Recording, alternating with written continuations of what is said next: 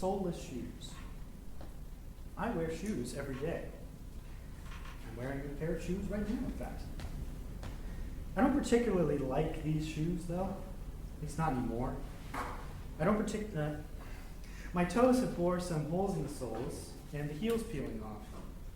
They're on their way into disrepair, wear and tear, declaring this pair terrible for their wearer, but that's not what I care about. We all wear shoes. Many have multiple pairs.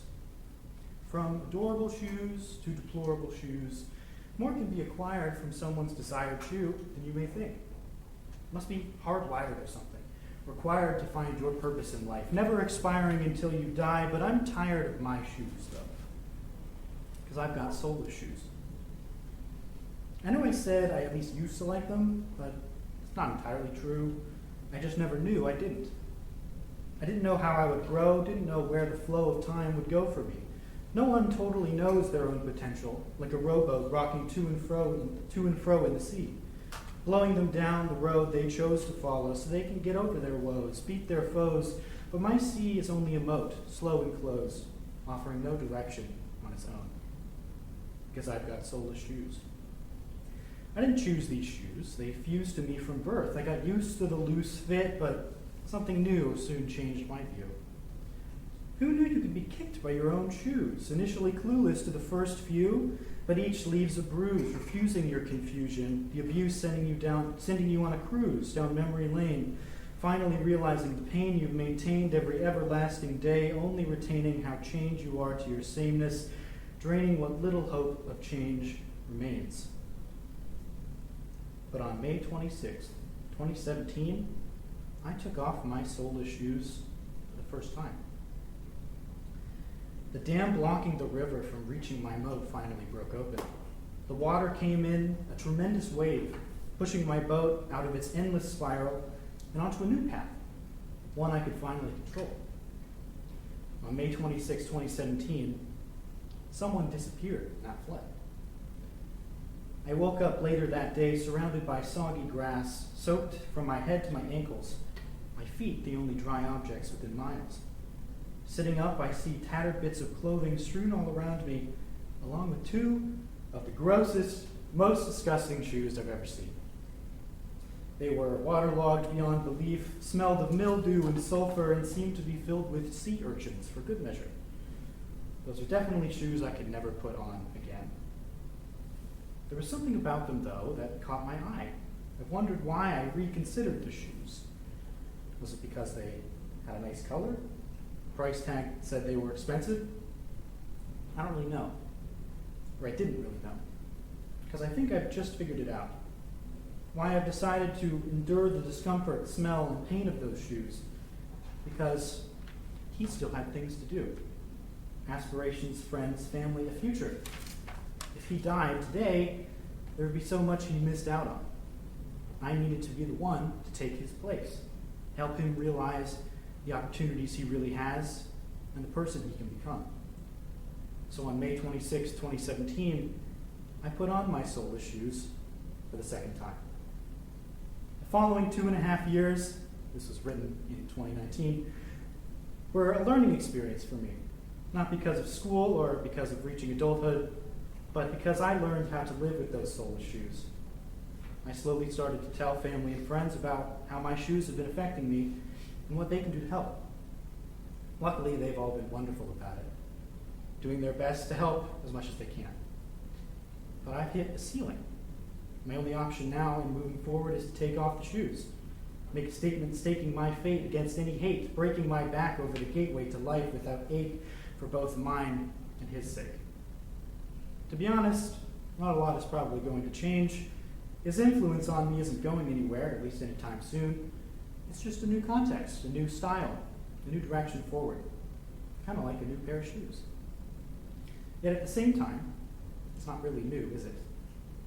For now, I'm not sure if now is the best time to take them off, but someday, whatever that day is, I'll get to take off my soulless shoes for the last time. Thank you.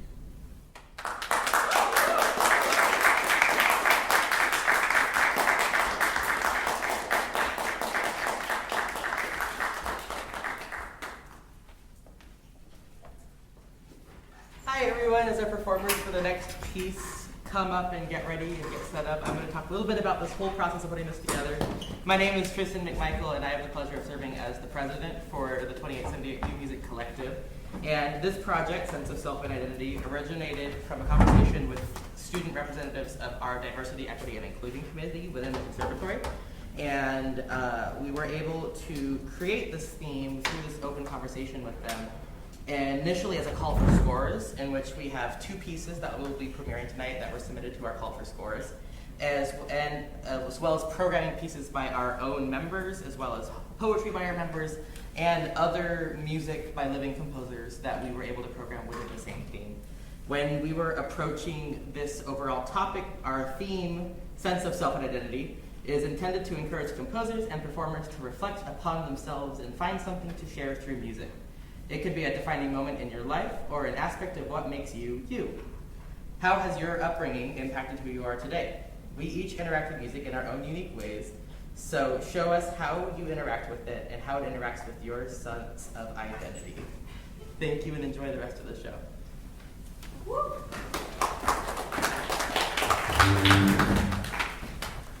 So, hi. We'll be playing Looking by Logan Adams. Logan is someone who you might know. He's here with us on this campus. He's a music education bass major.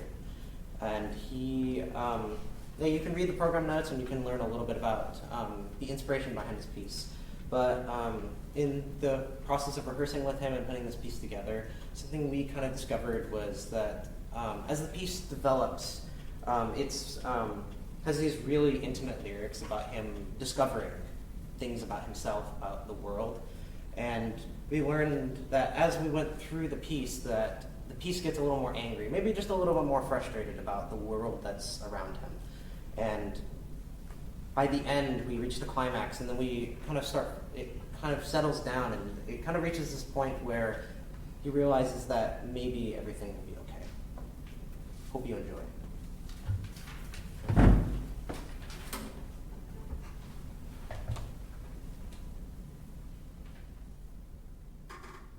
Looking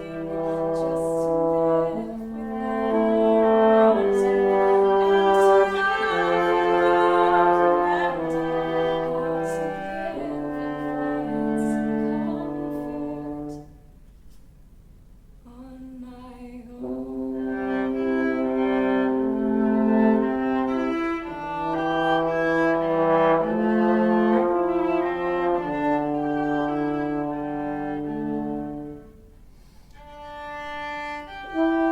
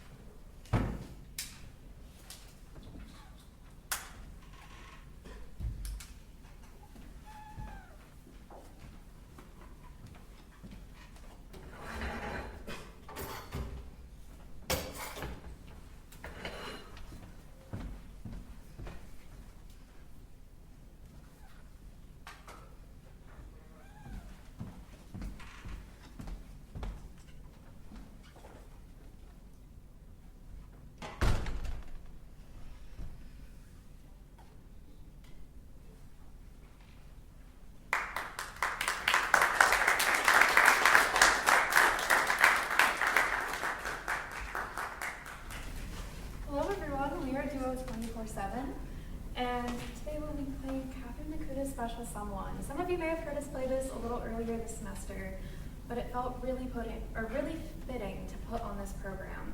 After all, it kind of became a message of love is love.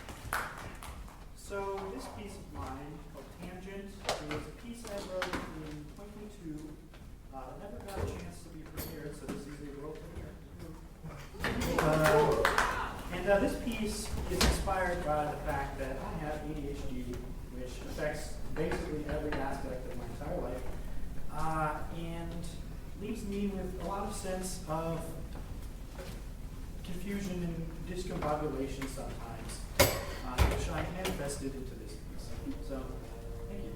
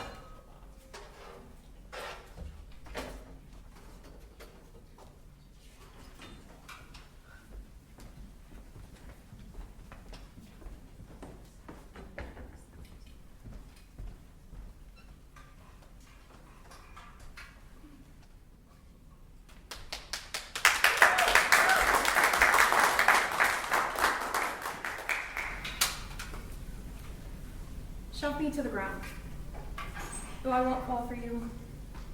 Toss me to the flames, though I won't burn for you. Show me hands to hold, though I won't take them. Put the world in my hand, I won't dare to hold it. I'll take you on my journey. Though it may be rough, I'll bring you into my world. Though it may be unexpected, I'll sail the seas forever wandering, never letting anyone sink my ship. Thank you.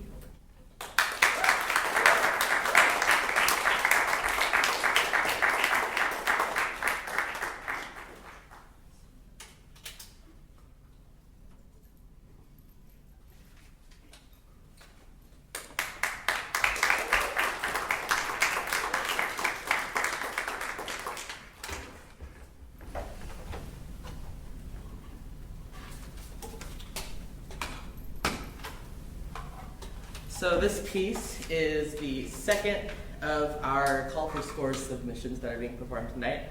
And it is written by the composer Cesa Kaufman, who writes, "Living in the United States, as my true self comes with a lot of rage. I am angry at the state of the world. I am angry when racist people say insane things. I am angry at the numerous anti-trans bills being passed right now. I am angry that I can't be angry. I started testosterone pretty recently, and as a side effect of testosterone is an elevated level of anger and restlessness.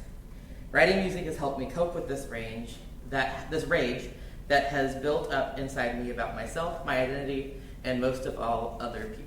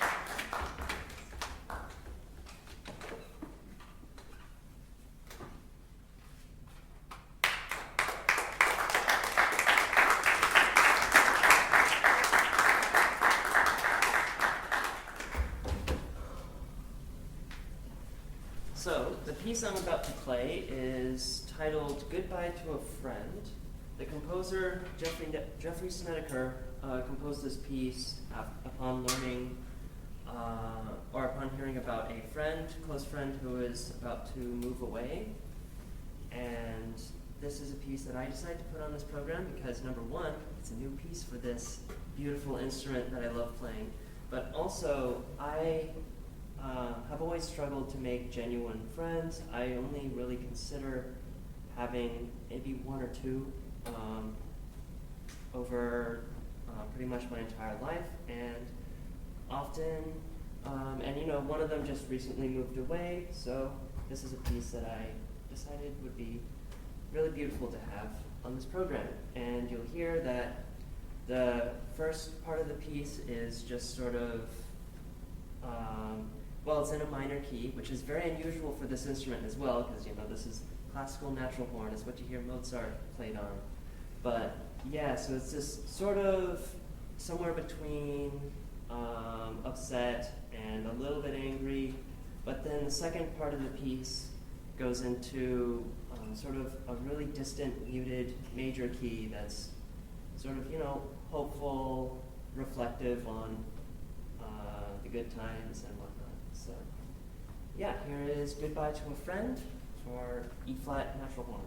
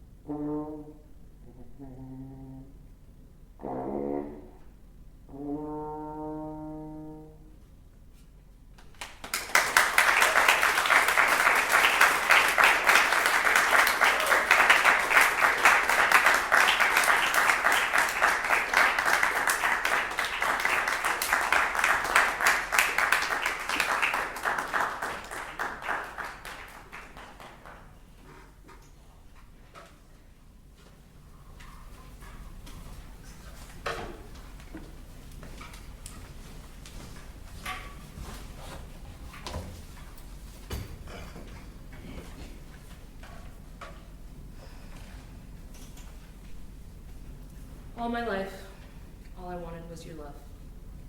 You always said it, those 3 words, but I never felt it because you never showed it. Words aren't actions, but they do hurt like hell. Because of you, I know this all too well. I learned that's what love is, to not follow through, to not address any problems, to not say what you mean. I learned how love felt, to not be important enough, to never do things right, to be something that shined upon you. Because of you, this is what I learned. Now that I'm older, I'm pretty good at it. Repeat what I learned, it's what I know. I'll keep falling for people that don't feel the same way I do. And it will feel comfortable. It's what I know. They can't show me love, and neither could you. But it's okay. Because of you, I'm used to it. I'll keep accepting love that isn't really love. Or is it? I can never quite tell. I know what love is, or at least I thought I did. What I'm being told it is, isn't what I was taught it would be. Maybe I need to relearn, get taught again, and I hope when I get the chance, I can do better. But for now, because of you, I don't know if I ever can.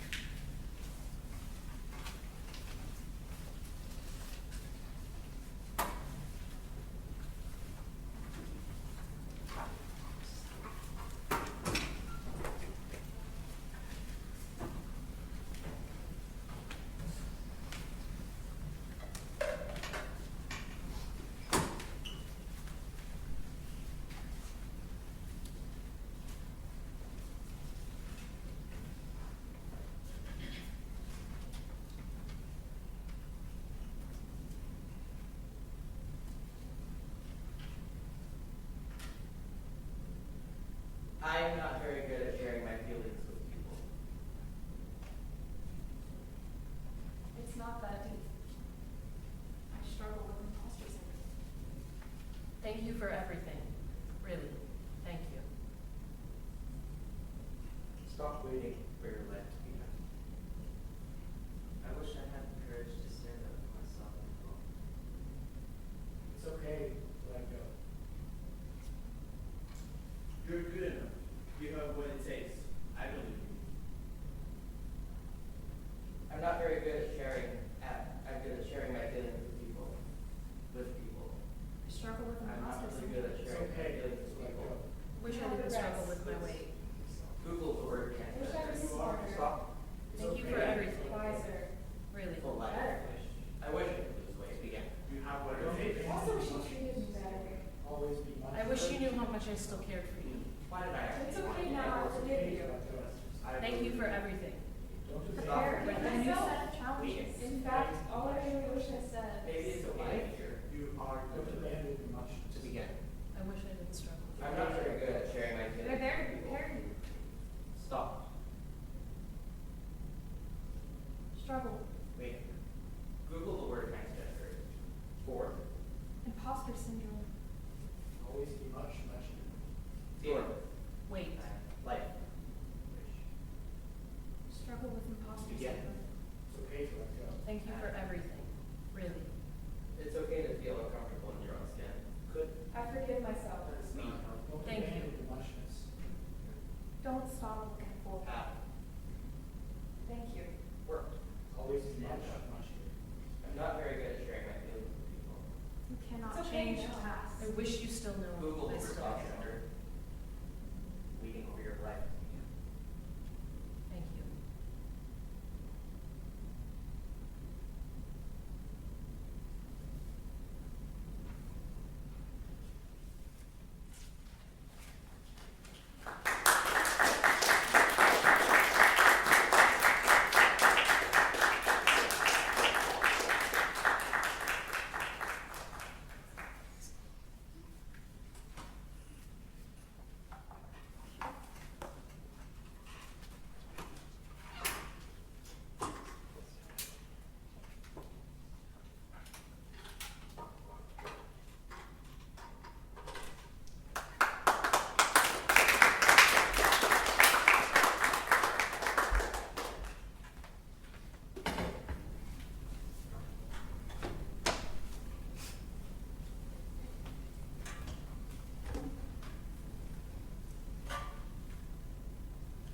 that magic doesn't exist. It can't, right? Isn't magic something we invented to let us dream? Well, turns out it does exist. Magic exists in the moment the spark ignites into flame. The spark that doesn't make any sense. The spark of passion. The spark of true love. It's that burning passion that explodes from the slightest kindling. Magic exists in the moment you feel so overwhelmed by the possibility of making your dreams reality. Magic is the moment you see that the impossible is in fact possible. Possible and real. Magic is a part of reality. It's the part of reality that we can't believe. After all, magic is the catalyst of the dreams that become reality.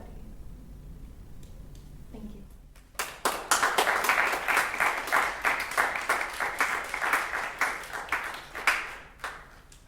While I'm up here, I'd like to first of all, thank everyone for being here, and thank all of the performers, all of the composers, the poets. All of us have really taken this concert to heart, and it's incredible. So for the last piece, we have a group improvisation where members were given one prompt.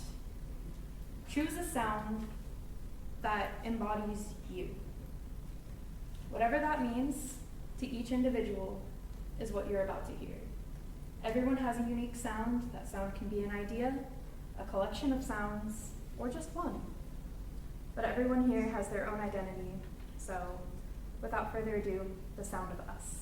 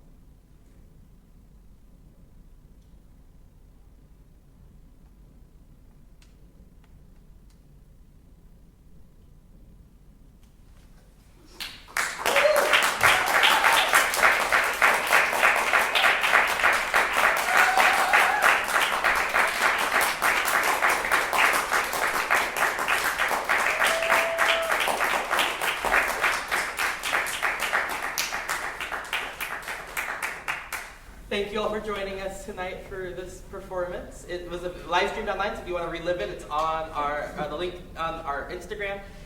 If you would like to follow any of our social medias, there is a QR code on the table outside. And if you liked the improvisational performances, tomorrow at 5 p.m. in the X Space, which is located in the library, there's going to be a multimedia improvisational showcase featuring members that you saw tonight, along with visual graphics around the X Space. So if you're interested in stuff like that, I highly encourage coming to that. And I would like to invite members of 2878 to come up for a group photo along with Dr. Conklin, so we can get a group photo together. But thank you all for coming again to our concert.